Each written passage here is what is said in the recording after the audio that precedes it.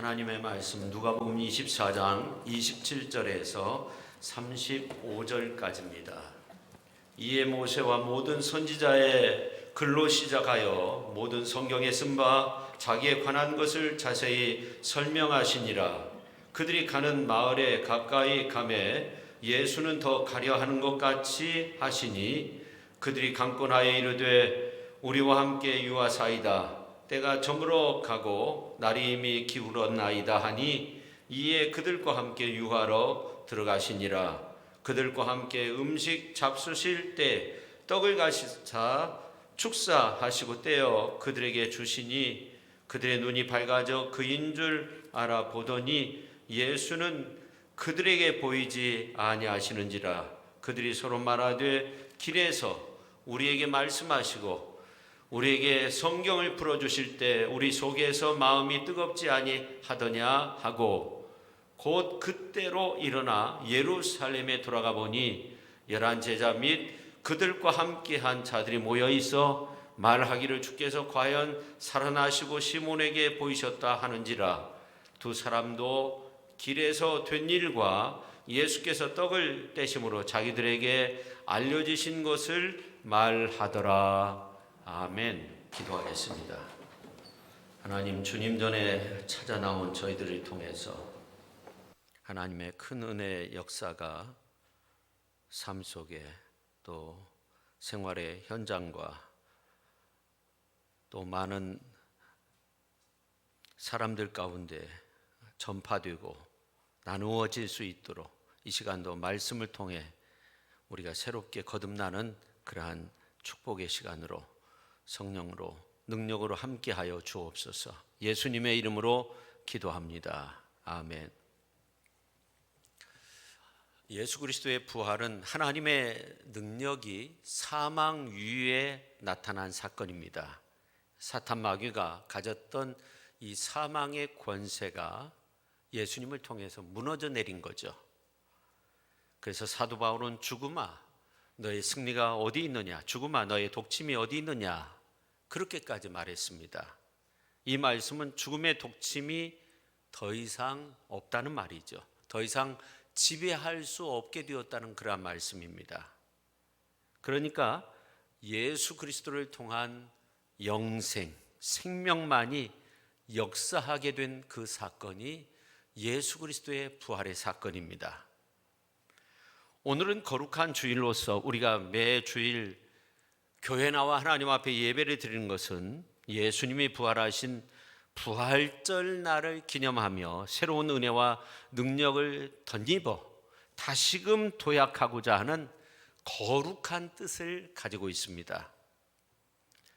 그러나 성도님들 가운데는 이 코로나 이후인데도 자신의 어떤 신앙에 대해서 제약을 가하는 그러한 모습들이 있습니다.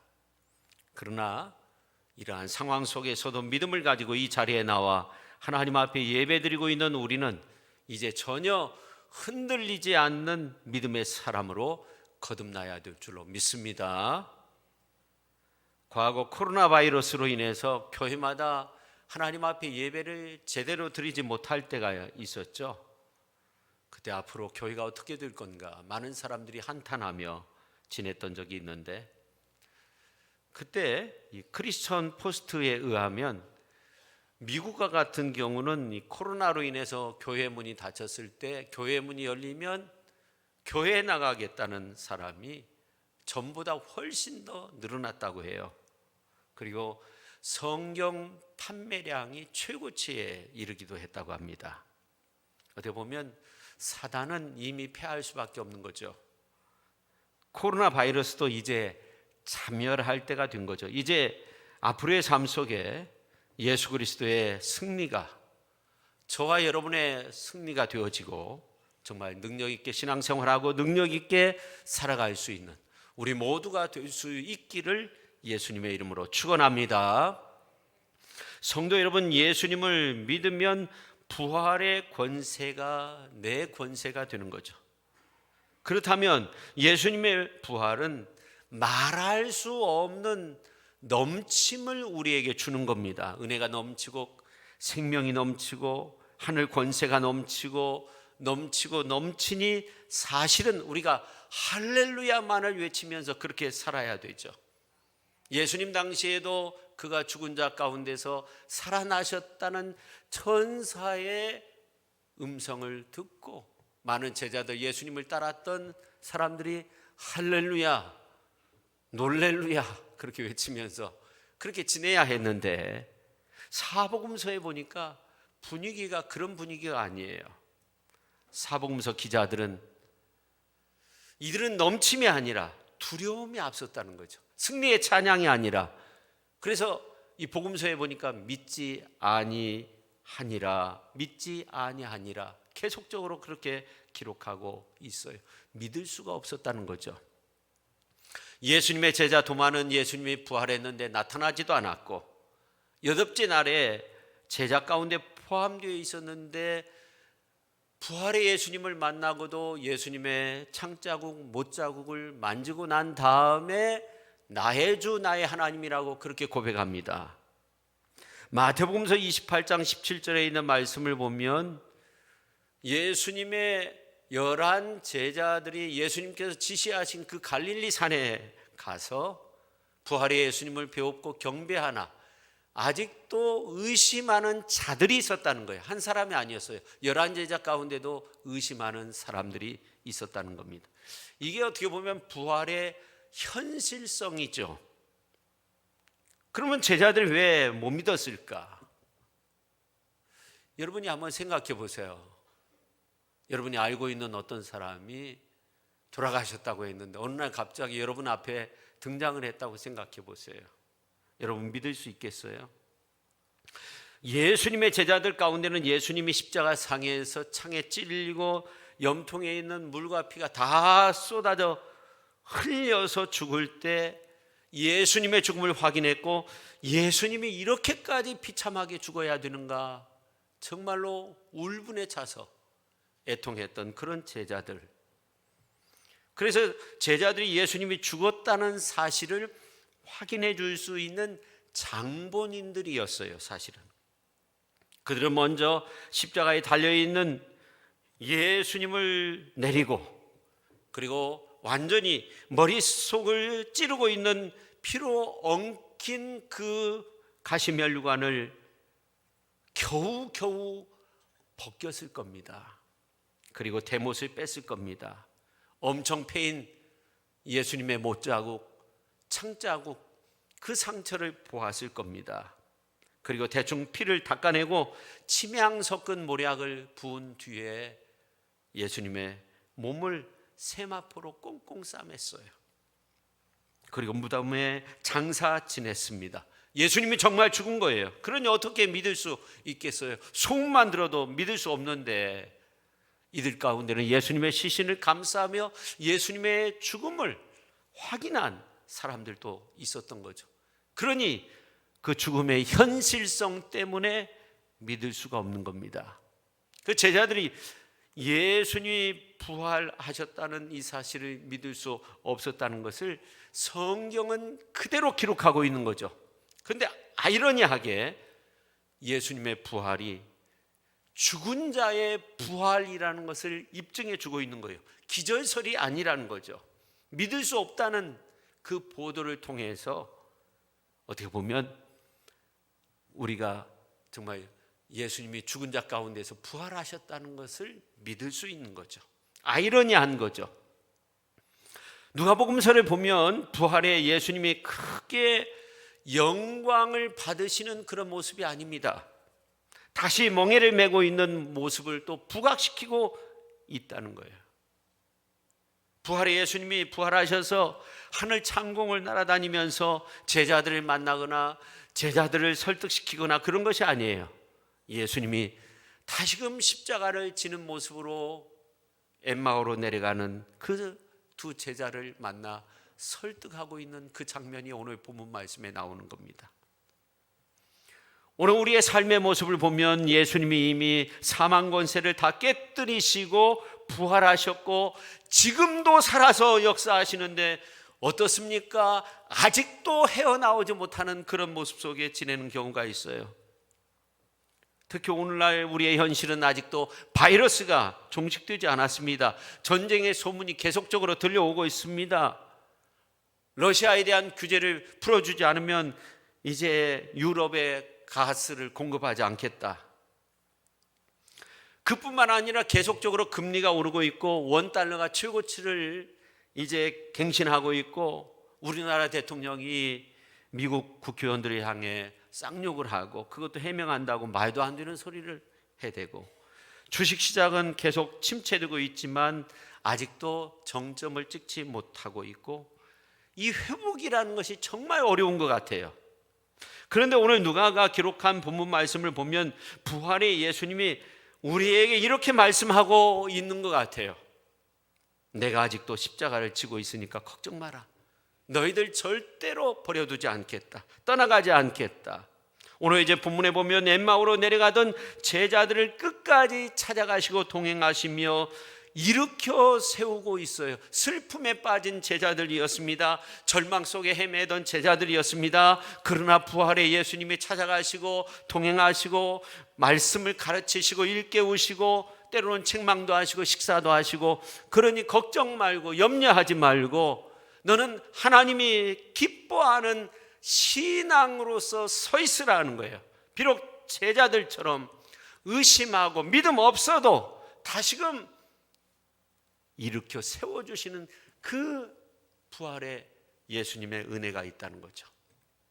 그래서 우리가 부활의 영광의 주님만 바라볼 게 아니라 부활하신 주님이 보이신 그 아름다운 행복, 이러한 것들을 바라볼 수 있어야 돼.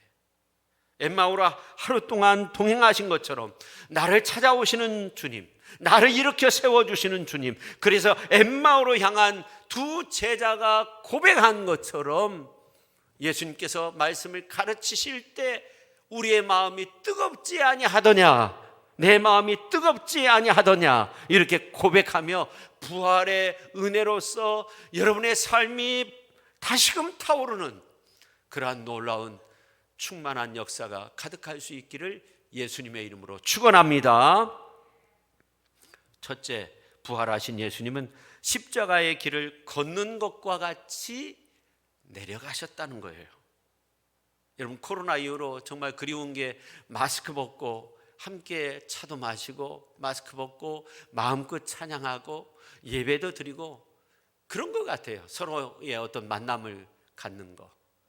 그런 생각을 해요. 내가 이렇게 사회적인 사람이었는가, 그런 생각을 할 때가 있어요. 그게 그리운 거예요. 근데 한편 사람들이 많이 모이는 곳에 가면 엄청나게 밀려 있어요.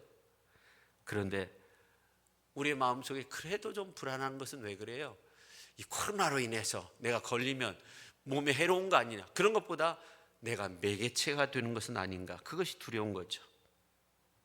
그래서 거리 두기를 하고 있는데, 한때는 이 마스크를 내리면 뭐 큰일 나는 것처럼 그렇게 여길 때도 있었는데, 어떻게 보면 똑같은 사람들 사이에 이 바이러스, 눈에 보이지도 않는 이 바이러스 때문에 이런 일이 일어났는데, 어떻게 보면 오늘 이제 본문 말씀에 보면 예수님과 제자들 똑같은 육신을 가지고 있는 모습은 아니죠. 예수님은 부활체, 신령한 육체를 가지고 있는 거죠.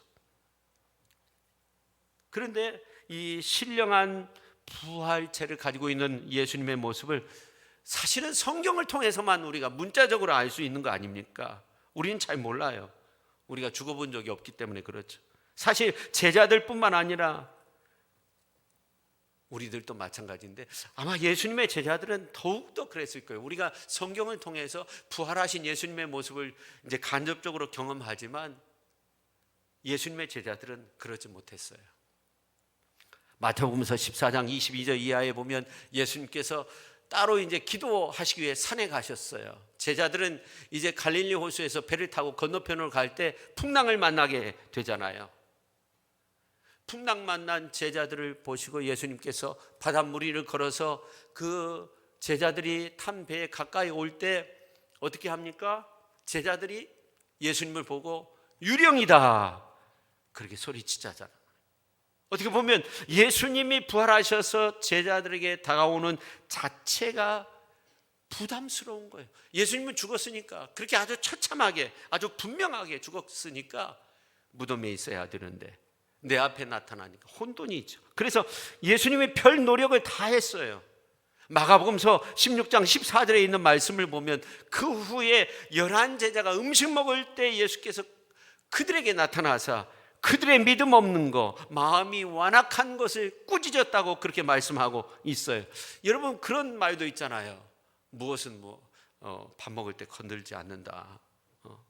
밥 먹을 때는 뭣도 건들지 않는다. 그런 말이 있는데 우리 예수님께서 위트가 없는 것 같기도 해요.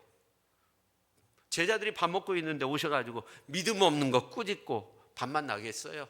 마음이 완악한 거 꾸짖고 왜 믿지 못하냐는 거예요. 그만큼 예수님께서 노력을 하신 거죠. 꾸짖으면 될 것 같다는 거죠. 근데 그것도 안 되니까 요한복음서에 보니까 방법을 바꿔요. 그래서 요한복음서 20장 19절에 있는 말씀을 보면 안식 후 첫날 제자들이 유대인들을 두려워해가지고 안에서 문을 잠그고 있을 때 어떻게 해요? 예수님께서 조용히 그 가운데, 그 방 가운데, 그 마가 다락방 한 가운데 오셔서 너에게 평강이 있을지어다 그렇게 외칩니다. 그러면 될 줄 알았는데 기뻐하긴 했어요. 근데 마찬가지예요. 그래도 우리 예수님은, 부활의 예수님은 포기하지 않으셨어요. 지금도 마찬가지예요. 예수님은 우리를 포기하지 않아요. 우리가 어떤 상황, 어떤 처지, 어떤 고통과 어떤 어려움 속에 있을지라도 우리 부활의 예수님은 우리를 찾아오세요. 우리를 돌보시고 우리를 이끄시고 우리를 그 어려운 상황 속에 내버려 두지 아니하시고 그것을 뚫고 나갈 수 있는 돌파구를 마련해 주시는 줄로 믿으시기를 바랍니다. 그래서 오늘 이제 본문에 보면 예수님은 아직도 완악한 제자들을 위해 또 다른 돌파구를 찾으셨는데 오늘 이제 본문 말씀에 보면 엠마오로 내려가는 두 제자였어요. 이들과 하루 동안 동행합니다. 예수님께서 부활하신 날이죠. 자, 그런데 오늘 이제 24장 28절 말씀 우리가 같이 한번 읽겠습니다. 28절. 자, 시작. 그들이 가는 마을에 가까이 가매 예수는 더 가려 하는 것 같이 하시니. 아멘. 더 가려는 것처럼 했다는 거예요. 할렐루야. 그러니까 이 두 길소는 자기들이 가려고 하는 마을에 가까이 이르렀다. 세번역 성경으로. 그런데 예수님께서 더 멀리 가는 척 하셨다. 가는 척 했다는 거예요. NASB 성경으로 보면 그 내용을 뚜렷이 알 수 있는데 He acted라는 말이에요. 그러니까 이 acted라는 말 속에는 연기를 했다는 거예요. 여러분, 그 당시의 문화는 어떠해요? 나그네가 밤길을 다니면 안 돼요. 나그네가 이제 자기 집에 왔으면 밤이 되면 이 나그네를 영접하고 쉬도록 했어요. 하룻밤 머물도록 했어요. 어떻게든지 강권해야 했어요. 그러니까 예수님이 멀리 가는 척 한 거예요. 엠마오로 다 도착했는데 여러분, 예수님에게 있어서 엠마오에 있든지 예루살렘에 있든지 갈릴리에 있든지 뭐 어디에 있든지 무슨 상관이에요. 밤이든 낮이든 부활하신 예수님 아니에요. 아무런 상관이 없는 거예요. 근데 예수님이 액티드, 멀리 가는 척 했다는 거예요. 그러니까 엠마오로 가던 두 제자가 아니 지금 어디 가시려고 하냐는 거예요. 이 밤중에 같이 있자는 거예요. 예수님은 붙잡았어요. 강권했어요. 성경에 보니까 기가 막히죠. 예수님이 어떠한 고통을 겪고 십자가를 지시고 죽으셨습니까? 말로 다 알 수 없는 고통 아닙니까? 그뿐만 아니라 사도행전 2장에 보면 베드로의 설교가 나와 있는데 성령 충만한 베드로가 어떻게 설교합니까? 예수님이 사망의 고통 가운데 있으셨다는 거예요. 음부의 고통 가운데 있으셨다는 거예요. 그래서 세 번째 성경으로 볼 때 사도행전 2장 24절에 보면 그러나 하나님께서는 그를, 예수님을, 그런 말이에요, 죽음의 고통에서 풀어서 살리셨습니다. 그가, 예수님이 죽음의 세력에 사로잡혀 있는 것은 있을 수 없는 일이기 때문입니다. 그러니까 예수님이 십자가상에서 그 사망의 고통을 당하시고 죽으셔서 음부의 고통을 겪으신 거죠. 그런데 하나님이 예수님을 살리셨어요. 사망의 고통에서 풀어 살리셨어요. 그래서 부활하도록 그렇게 만드신 거예요. 우리가 이러한 사실은 피부로 느낄 수는 없죠. 그런데 하나님이 예수님을 사망의 고통에서 풀어 살리셨는데 더 이상 사망에 매여 있지 못하도록 살리셨다는 거예요. 그런데 그런 부활에 예수님이 액티드 했다는 거죠. 연기했다는 거죠. 저는 이런 생각을 했어요. 과연 그렇게 할 필요가 있을까? 그냥 성전에만 계셔도 수많은 사람들이 인산인해를 이루면서 부활의 예수님 한 번만 보면 좋겠다. 그냥 좌정에 계셔도, 높은 자리에 계셔도 누가나 못 건들죠. 그렇지 않습니까? 그런데 부활의 주님은 자신을 비우셨어요. 자신을 버리셨어요. 저녁이 되었는데 아직도 제자들이 예수님을 알아보지 못했어요. 그래서 더 멀리 가려는 척 하셨어요. 성경에 보니까. 그러면서 제자들의 영혼을 변화시킨 거예요. 이렇게 예수님은 제자들을 변화시키기 위해서 함께 걸으시고 함께 있으시고 조금 더 가려는 것처럼 더 가시고. 이게 뭘까요? 저와 여러분이 거룩한 주일을 지키며 예배하며 섬기며 봉사하며 헌신하며 십자가를 지며 따르게 된 원인이 여기에 있는 거죠. 부활의 주님은 우리를 어떤 일이 있어도 버리지 않는다는 거예요. 우리를 찾아오신다는 거예요. 우리와 함께 걸으신다는 거예요. 우리의 삶을 붙들어 주신다는 거예요. 우리를 위로하시고 우리와 언제나 동행하시는 분이 부활의 예수님이 되신다는 거예요. 이렇게 부활의 예수님은 우리를 어떻게든 제자 삼고 어떻게든 아들 삼고 어떻게든 딸 삼고 어떻게든 보호하고 어떻게든 주님의 은혜 아래 살게 하고 어떻게든 하나님의 나라에 합당한 사람으로 만드시기 위해서 지금도 손짓하고 계시는 거죠. 지금도 그 두 제자를 정말로 변화시키기 위해서 그렇게 예수님께서 더 가려는 척 하셨던 것처럼 지금도 함께 하신다는 거예요. 저는 그 모습이요 성령의 위로라고 생각합니다. 성령의 위로. 여러분 성령의 위로. 여러분 사도 바울이 그랬어요. 성령이 말할 수 없는 탄식으로 우리를 위해서 기도한다고 그랬어요. 성령이 말할 수 없게 우리를 위로하시는 거예요. 그래서 시천의 성도님들은 사실은 오늘 예수님의 모습처럼 서로가 서로를 말할 수 없는 그런 탄식으로 위로해 줄 수 있어야 돼요. 예수님이 더 가시려는 척한 것처럼 정말로 그냥 말로 잘 지내서 뭐 이 정도로 끝나지 않고 정말로 위로하고 격려하고 안아주고 기도해주고 격려하고 막 따뜻한 그런 손길로 그렇게 서로를 위할 수 있어야 돼요. 할렐루야.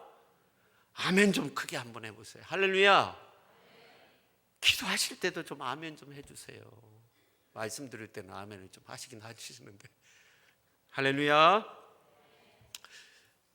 제가 총회에 가면 이 새벽 예배가 없어요.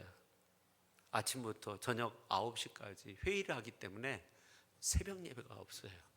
근데 변함없이 두 번째 날 딱 되니까 3시 한 30분에 딱 깨지는 거예요. 그래서 생각했어요. 그래 지금 나가서 이제 해돋이도 보고 그러기 위해서 바닷가에 있는 쪽으로 가다가 십자가가 보이면 거기에 들어가서 새벽 예배를 딱 드리고 그 다음에 해맞이를 하면 좋겠다 이렇게 생각을 한 거예요. 그래가지고 간 거예요. 근데 첫 번째 교회 이제 바닷가 가까이 가서 내비치고 가니까 문이 잠겨있는 새벽 예배가 없는 것 같아요. 두 번째 교회를 갔는데 교회가 다 무너져 있어요. 깜짝 놀랐어요.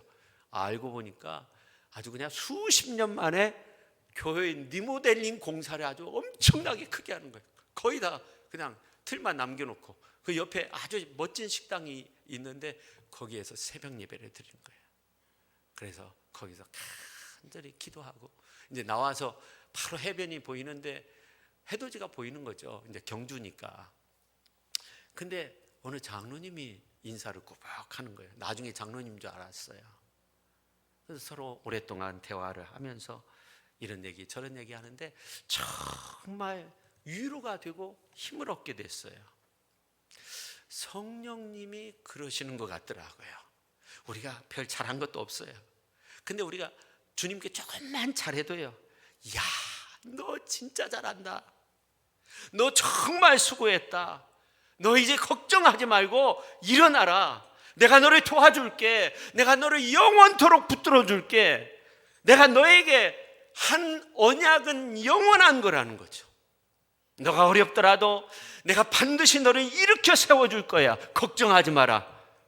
실제로 성령 하나님은 그렇게 역사하세요. 이것이 우리를 다시 만드시고 새롭게 하시려는 성령의 은혜가 되는 줄로 믿으시기를 바랍니다. 성령의 위로가 되는 줄로 믿으시기를 바랍니다. 너는 최고였다는 거예요. 너 꼭 이기고 일어나야 된다는 거예요. 일어서야 된다는 거예요. 내가 있잖아. 너를 위해 십자가 상에서 고난당한 내가 있잖아. 일어나라. 내가 너를 도우리라. 그래서 우리는 이렇게 찬양할 수 있는 거죠. 나의 등 뒤에서 나를 도우시는 주. 우리 한번 불러볼까요? 나의 등 뒤에서 나를 도우시는 주, 나의 인생길에서. 힘차게 한번 찬양 한번 해봅시다.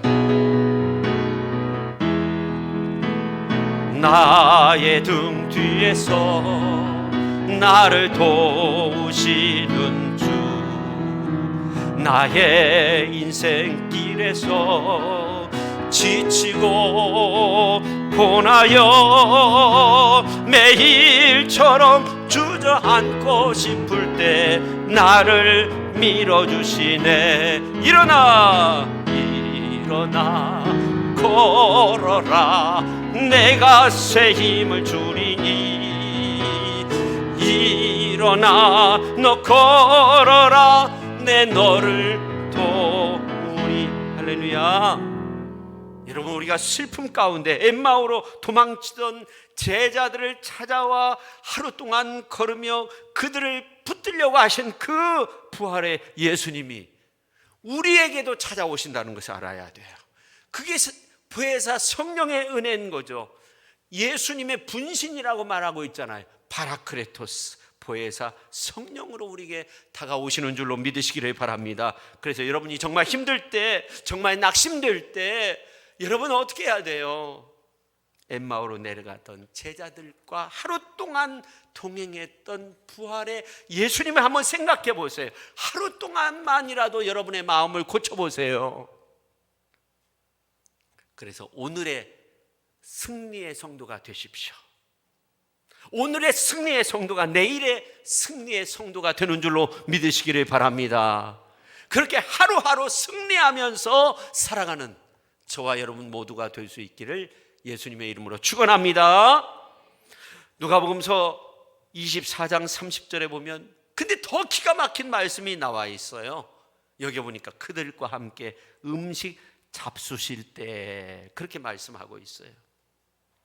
그때 예수님의 모습을 우리가 눈여겨볼 필요가 있는데, 우리가 이 헬라어 원문으로 이렇게 보면 앉으셨다는 거, 음식 잡수시기 위해서 앉으셨다는 그런 표현이 나오는데, 이 앉으셨다는 그 표현은 이제 유대인들이 이렇게 등을 서로 기대면서 약간 이렇게 반절 눕는 것처럼 그 모습을 말하는 거예요. 그러면서 예수님께서 이제 빵을 들어서 축복하신 거예요. 그때 눈이 열린 거예요. 여러분 한번 생각해 보세요. 예수님이 배고프셨을까? 오해 마세요. 예수님 시장하지 않으세요. 부활의 몸이 무슨 음식이 필요해요? 그냥 유대인들처럼 반쯤 이렇게 누워가지고 그냥 대화나 하고 그러면 되는 거예요. 근데 예수님의 이것은 이제 도로 육신의 모습이 된 것 같아요. 왜 제자들과 음식을 잡수셨어요? 기다림이죠. 아직도 제자들의 마음은 열린 것 같은데 부활하신 예수님을 알아볼 수 없었어요. 그래서 함께 음식을 잡수신 거예요. 그리고 31절에 보면 그들의 눈이 밝아져 그인 줄 알아보더니 그렇게 말씀하고 있어요.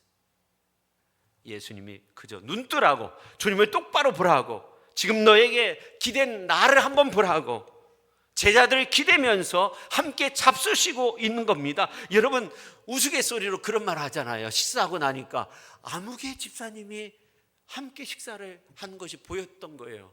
실제로 배고플 때는 잘 안 보여요. 음식만 보여요. 지금 엠마오로 제자들이 올라간 것이 아니에요. 내려간 거예요. 성도 여러분, 지금은 주님을 따르겠다고 발벗고 나선 주의 종들에게 참 어려운 때입니다. 교단마다 비상입니다. 근데 엠마오로 내려가던 그 제자들과 비슷한 때인데, 근데 그때가 어느 때였냐면 부활의 날이었어요. 예수님 부활의 날. 다시 말해, 오늘 또 우리는 주님과 함께 하신 그 부활의 그 주님의 은혜가 우리에게 있음을 믿으시기를 바랍니다. 부활의 주님이 언제나 우리와 함께 하십니다. 우리가 내려가면 주님도 함께 내려가십니다. 이제 영적인 눈이 뜨여지시기를 바랍니다. 이제 우리의 마음이 뜨거워져야 됩니다. 우리의 눈이 떠져서 주님을 만날 수 있어야 됩니다. 이제는 영적인 눈이 열려져야 됩니다.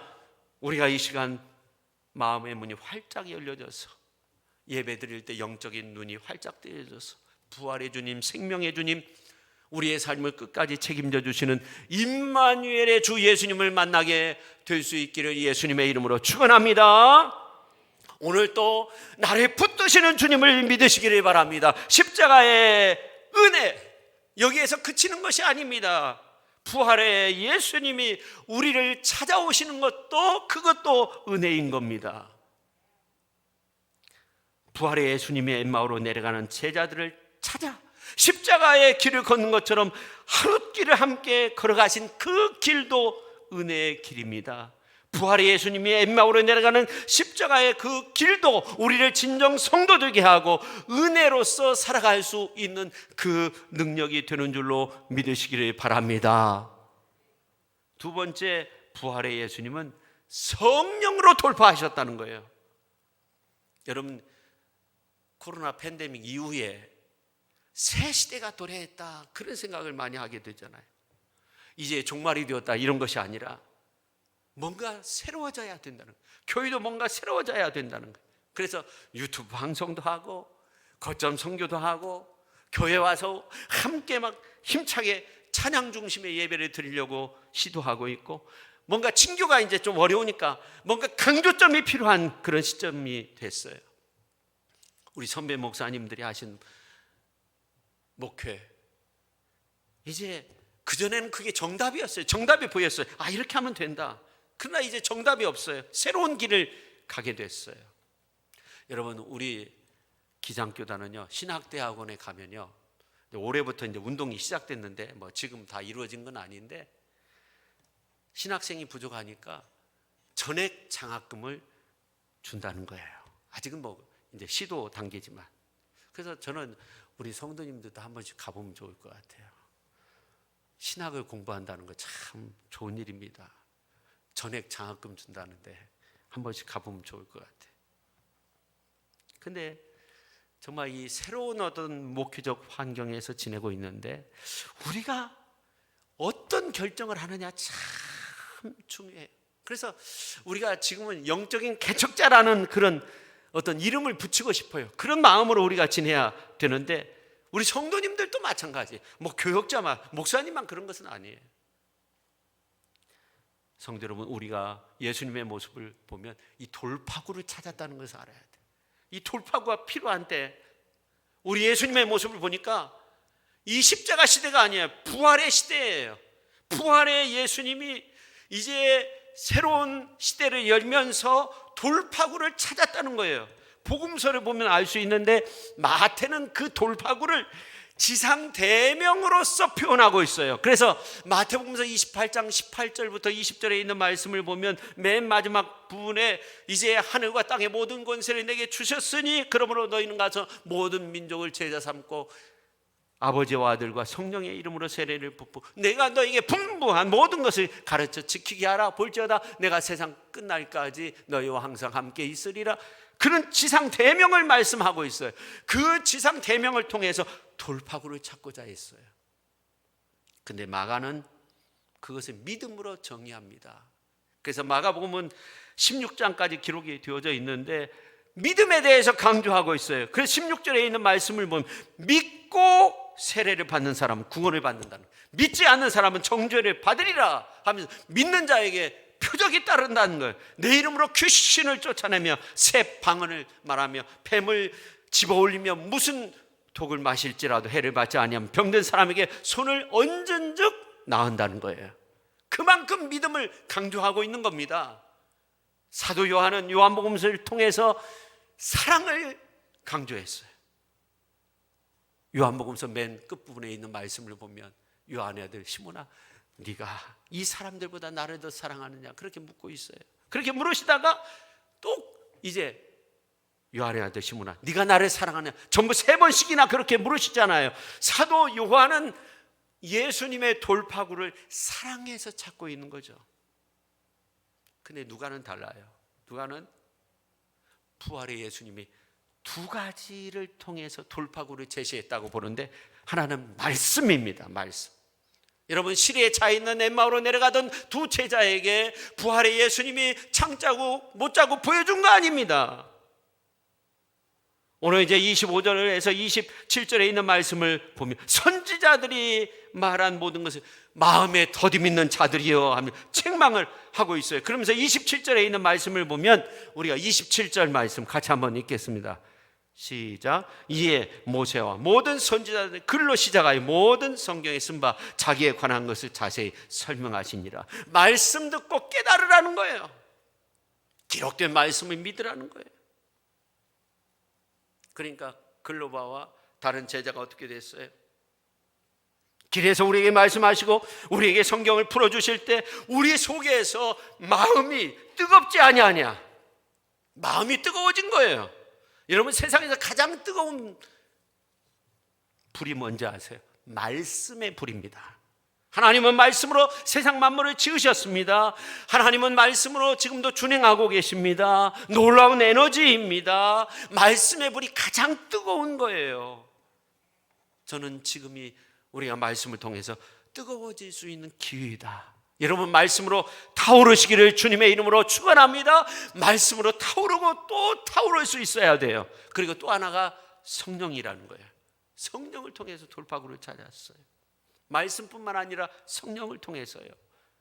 여러분, 보혜사 성령은 우리를 죄에서 구원하는 십자가의 은혜와 같은 거죠. 우리 인간은 호락호락한 존재가 아니더라고요. 베드로가 내가 예수님 끝까지 따르겠습니다. 내 생명이라도 걸겠습니다. 근데 예수님 가야바 뜰에서 신문 받으실 때 3번이나 부인하고 저주까지 한 사람이 베드로였어요. 그뿐만 아니라 부활의 예수님 만나고도 이제 다른 제자 전부 다 7명이 어디를 가요?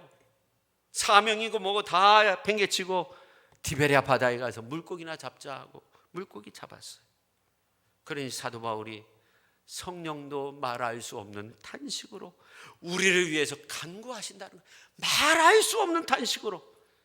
그래서 이 보혜사 성령을 헬라어로 파라크레토스라고 하는데 영어로 보면 헬퍼라는 그런 번역이 있기도 해요. 우리를 돕는 자라는, 우리를 돕는 자. 이렇게 예수님이 십자가를 한 번 지셨지만 여러분, 보혜사 성령님은 어렵게 매 순간 우리를 지키시고 우리를 보호해 주시는 줄로 믿으시기를 바랍니다. 여러분, 주사도 한 번 딱 맞으면 그냥 끝나는 게 훨씬 좋잖아요. 근데 보혜사 성령은 단 한 번이 아니에요.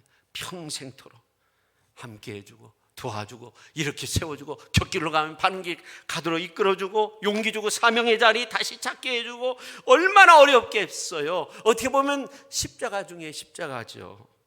그래서 우리는 주 성령 하나님의 은혜를 생각하면서 하루에도 수십 번 성령님 감사합니다, 예수님 감사합니다, 하나님 감사합니다, 그렇게 고백할 수 있어야 돼요. 우리 교회 90세가 넘으신 권사님이 새벽마다 나와서 어떤 때는 갈비뼈가 다 붙지도 않았는데 나오셔가지고 얼마나 아프시겠어요. 기도해요. 예배 마치고 기도할 때 하나님 감사합니다, 하나님 감사합니다. 그 기도를 들을 때 은혜가 돼요. 여러분, 이 성령님의 은혜에 대해서 늘 감사하며 살아가는 귀한 성도님들이 다 되실 수 있기를 예수님의 이름으로 축원합니다. 또 하나, 주님은 이 성에 머물라 하면서 돌파구를 열으셨어요. 위로부터 능력이 입혀질 때까지 성령 강림이라는 거예요. 오늘 예배 드리시는 이 자리에서, 여러분의 가정에서, 지금 살고 있는 여러분의 삶의 자리에서 성령 충만, 성령 세례 받으셔야 뚫고 나갈 수 있는 거예요. 돌파구가 마련되는 거예요. 성령 충만할 수 있기를 예수님의 이름으로 축원합니다. 이제 말씀을 맺고자 하는데, 여러분, 우리가 이 코로나 시대 참 의료 체계 이러한 것들이 전 세계적으로 참 위대한 국가다. 그래서 역이민이 생겨질 정도로 그렇게 됐는데, 근데 이제 사실 미국이 기독교 국가인데 이 코로나가 한참 시작될 때 정말 놀라운 일이 일어났다고 해요. 그건 뭐냐면, 이제 교회에 갈 수 없는데 교회에 가겠다는 사람들이 많아지고요, 국가적으로 회개하는 날, 하나님 앞에 회개하는 날, 날짜를 정해서 회개 운동을 했다는 것, 참 놀라운 일 아닙니까? 그리고 정치 지도자들이 하나님 앞에 회개하면서 기도하고, 그리고 이 교회 하나님 앞에 예배드리는 것은 아주 중요한 일이다. 대통령도 이제 어느 교회 온라인 예배에 참여하겠다 하니까 그날 그 영상 예배에 참여한 사람이 1,300만 명이 되었는데, 그날 예수님을 믿겠다고 한 사람이 11만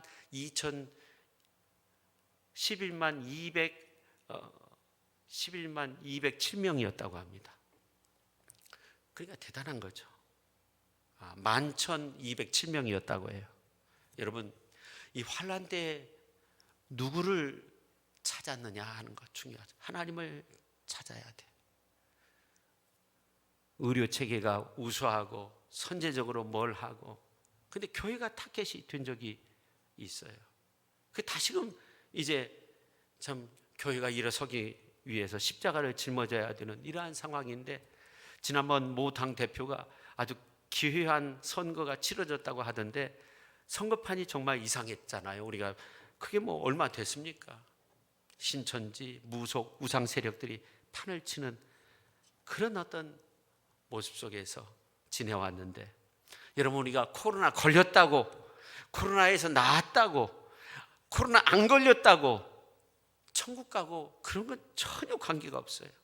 예수님의 돌파구를 따르면 천국은 그런 곳이 아니에요. 예수님밖에 없는 거죠. 예수님이 길이고 진리고 생명이 되는 줄로 믿으시기를 바랍니다. 하나님께 나갈 수 있는 길과 진리와 생명이 예수님께 있는 줄로 믿으시기를 바랍니다. 하나님의 말씀이 그 돌파구를 여는 힘이 있는 겁니다. 하나님의 말씀으로 우리의 심령이 뜨거워져야 되고, 그래서 돌파구를 열을 수 있어야 돼. 성령은 부활의 돌파구입니다. 능력을 나타냅니다. 권능을 행하십니다. 바이러스로 인해서 막혀있는 자리, 그곳에서 예수님께서 성령의 능력으로 돌파구를 열고자 했어요. 이제 길을 여시고 생명을 여시고 진리를 여십니다. 성령으로 함께 해주십니다. 이제 우리가 부활의 예수님과 함께 성령 충만한 가운데 여러분의 막혀진 문들이 열려지는 돌파구를 찾고, 그 가운데 앞을 향해 전진하고 또 전진할 수 있는 그러한 축복의 성도님들이 다 되실 수 있기를 예수님의 이름으로 축원합니다. 기도하겠습니다. 하나님 아버지, 돌파구가 필요한 이 시대 속에서 우리가 살고 있습니다. 오늘 누가 기자는 예수님은 말씀과 성령을 통해서 돌파구를 찾으시고 열으셨다는 것을 알았습니다. 하나님 아버지, 언제나 성령께서 순간순간 내 삶 중심에 오셔서 나를 보호하시고 언제나 이끌어주시고 말씀의 은혜로 함께해 주심으로 다시금 일어서서 걷게 하시고 다시금 능력으로 함께해 주신다는 이 놀라운 사실 기억하며, 우리가 막혀진 문을 활짝 열고 은혜 충만한 믿음의 길로 나아가는 축복의 삶을 살아가는 위대한 믿음의 사람들이 다 되게 하여 주옵소서. 예수님의 이름으로 기도 올리옵나이다. 아멘.